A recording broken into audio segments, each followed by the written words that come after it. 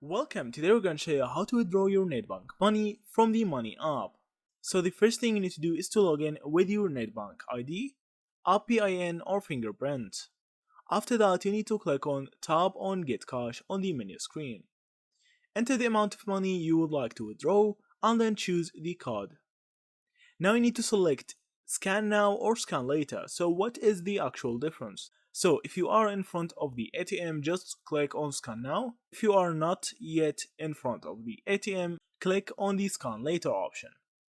Now you need to go to the ATM and select the Money app withdrawal option and a QR code will be displayed. Now you need to open your app and select Get Cash and select Scan Now and scan the QR code shown on the ATM screen. Now you can just take your cash and your printed receipt, and now you have successfully withdrawn your money through the Money app.